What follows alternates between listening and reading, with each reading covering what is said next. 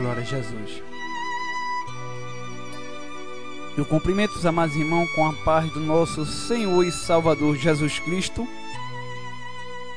A Ele seja a honra, a glória, o louvor e a adoração. Aqui quem vos fala é o irmão Tiago. Eu agradeço a Deus por essa rica oportunidade que Ele nos dá em gravar esta mensagem em nome de Jesus. O tema dessa minha palavra é os 4 pilares que eu considero mais importante na Bíblia Sagrada.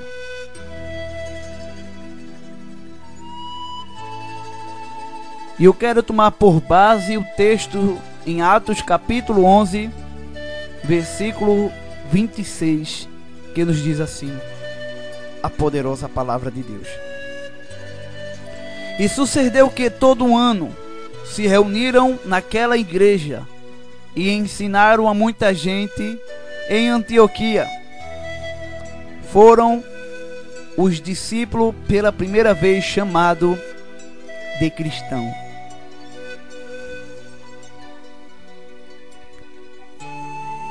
É deste versículo que eu quero me basear e ver qual é o Deus que estou servindo. A fé do cristão, ela tem que estar baseada nestes 4 pilares. Se não tiver baseado nestes 4 pilares, é qualquer outra coisa, como movimento, seita, perca de tempo, menos cristianismo, que quer dizer seguidores de Jesus Cristo. Fizemos a leitura do versículo base em Atos dos Apóstolos, capítulo 11, versículo 26, e eu gostaria de repetir para você entender melhor. E sucedeu que todo o ano os discípulos se reuniram naquela igreja e pela primeira vez foram chamados de cristão. Observe que não foi os discípulos que disse que ele era cristão, não. Mas o povo observou a diferença e o que aquele homem realmente pregava, eles condizia justamente com a vida de Cristo. É por isso que em Malaquias a Bíblia nos diz que outra vez verei a diferença entre o que serve a Deus e o que não serve. E o primeiro pilar é reconhecer Jesus Cristo. Aleluia. O primeiro pilar, eu gostaria que você repetisse junto comigo. O primeiro pilar é reconhecer que só Jesus perdoa pecado. Quando eu falo reconhecer, eu não estou dizendo em saber, porque todo mundo sabe que Jesus perdoa pecado. Mas eu estou falando em testificar na sua própria vida que o sangue de Jesus lhe purifica de todo o pecado. Aleluia, glória a Deus. Quando eu falo em testificar, é em saber que o sangue de Jesus me dá a oportunidade de uma nova vida. Aleluia. Observe o texto de 1 João, capítulo 1, versículo 9. Diz: se nós confessamos a Ele o nosso pecado, Ele é fiel e justo para nos perdoar o nosso pecado e nos purificar de toda a injustiça. Então, se nós confessamos a Jesus Cristo, Ele é fiel para nos perdoar.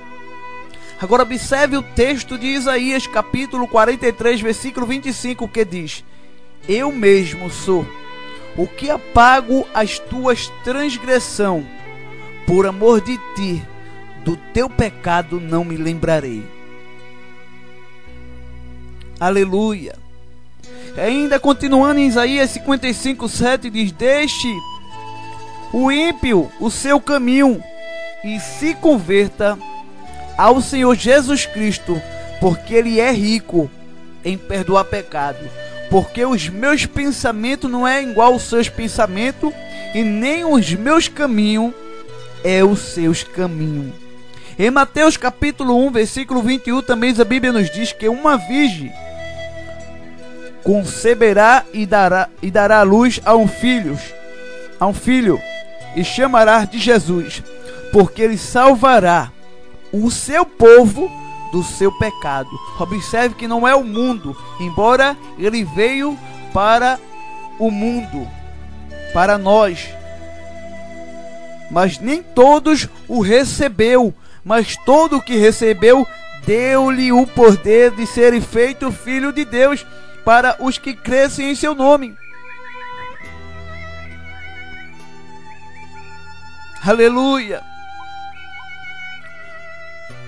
Agora em João, no capítulo 3, observe, no capítulo 3, do versículo 16 ao 18, diz: porque Deus amou o mundo de tal maneira que deu seu Filho unigênito, para que todos que nele crê não pereça, mas tenha a vida eterna. Porque Deus enviou o seu Filho ao mundo, não para julgar, não para condenar, mas para que o mundo cresça nele para ser salvo. Agora o versículo 18, observe que é muito importante esta palavra: quem nele crê não é condenado, mas quem não crê nele já está condenado, porque não crê no unigênito Filho de Deus. Aleluia. Também podemos ver em 2 Crônicas 7,14, que ele diz: se o meu povo, se nós dissemos que é de Deus, clamar, buscar sua presença, se arrepender dos nossos pecados, Ele é fiel e justo para perdoar e sarar nossa terra. Por isso que ele disse: se o meu povo, que se chama pelo meu nome, se humilhar, se arrepender dos seus maus caminhos, eu ouvirei do céu e sararei a sua terra. Então, para Deus perdoar os meus pecados, eu tenho que entender que só o sangue de Jesus me purifica de todo o pecado. E a Bíblia também nos diz que aonde habitou o pecado, superabundou a graça de Cristo Jesus. E que você, aleluia, possa abrir o coração para entregar a vida para Jesus. O segundo pilar é que o Evangelho é poder de Deus para a transformação de vida. Aleluia. Tanto física quanto mentalmente. Em 1 João capítulo 6, versículo 2, versículo 6 diz: aquele que diz que está nele deve andar como ele andou. Devemos ter o exemplo de Cristo Jesus em nossa vida, porque o mundo está repleto pessoas dizendo: eu tenho a Cristo, e dá outro testemunho. Então o mundo não precisa ver a gente falar, precisa ver as nossas atitudes, a nossa vida, o nosso andar, o nosso vestir. Em 2 Coríntios capítulo 5, versículo 17 diz: e assim que, se alguém está em Cristo, uma nova criatura é, as coisas velhas já passaram, e eis que tudo se fez novo. O apóstolo Paulo, escrevendo uma de suas epístolas, ele diz: olha, o bem que eu quero fazer, não faço.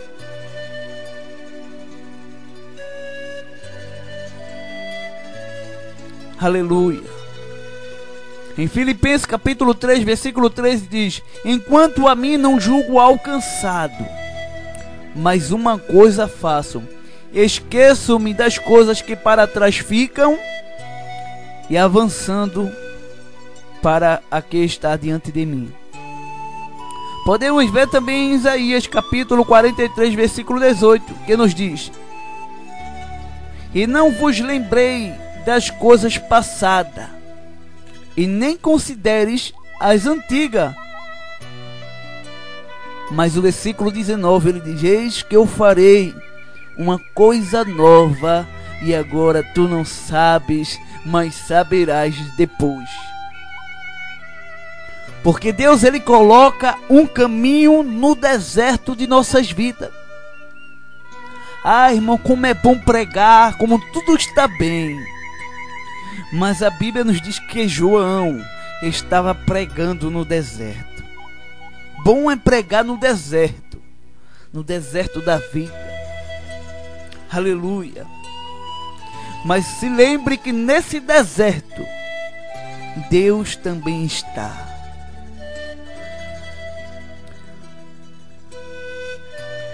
A Bíblia diz que Agar estava com um filho, tinha acabado a água. Aleluia. E ela estava bebendo a água de Amara. A água era amargosa. Aleluia. Qual é a água que tu tem bebido? E como ela pensou que tudo estava acabado, Jesus chegou e disse: eita, cara, te levanta, porque eu ouvi a voz do menino. E eu já enviei o anjo para te dar a resposta, a ti e aos teus amigos contigo. Porque eu tenho um compromisso com meus servos na terra. Aleluia. O terceiro princípio que eu considero mais importante na Bíblia Sagrada é confessar Jesus Cristo como o único Salvador e mediador entre Deus e o homem. Em 1 Timóteo capítulo 2, versículo 5 diz: porque há um só Deus e um só mediador entre Deus e o homem, Jesus Cristo. A ele seja a honra, a glória, o louvor e a adoração. E ainda em Atos dos Apóstolos capítulo 4, versículo 12, alguns perguntam a Pedro: Pedro, quem é Jesus? Ou fala a respeito de Jesus. Ele diz: olha, nem no céu, nem na terra, nem embaixo na terra, nem feito pela mão do homem, foi feita algo algum pelo qual o homem venha a ser salvo, a não ser por Jesus Cristo. Aleluia. Se Deus é por nós, quem será contra nós? Aquele que nem o seu próprio filho poupou, como também nos dará.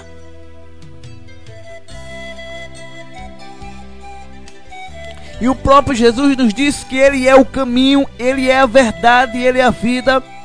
Uma vez Filipe disse: Pai, me mostra o Pai. E Ele disse: há tanto tempo estou com vós e vocês ainda não me conhecem. Como diz: mostre o Pai. Você não crê que eu sou o Pai, o Pai está em mim?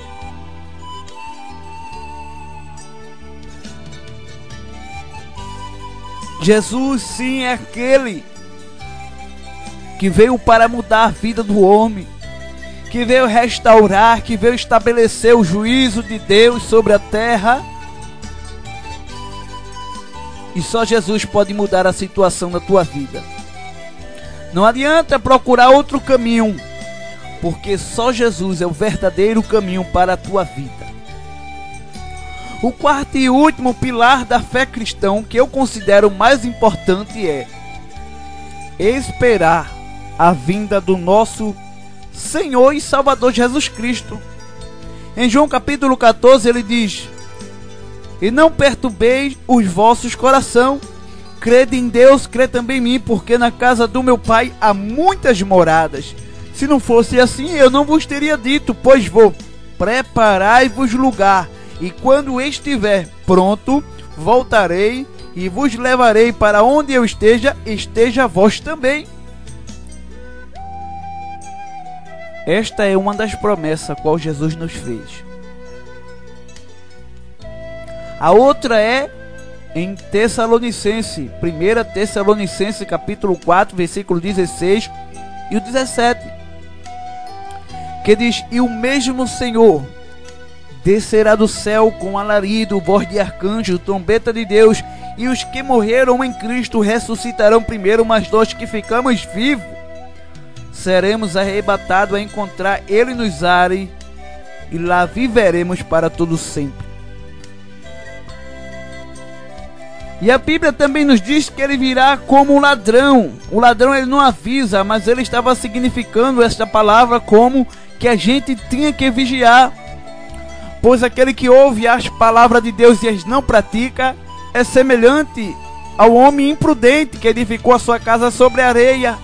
Veio a chuva, veio a tempestade e grande foi a sua abundância. Mas aquele que as ouve e a pratica é semelhante ao homem que edificou a sua casa sobre a rocha. Veio a corrente, veio a tempestade e não caiu, porque estava edificado na rocha que é Cristo Jesus.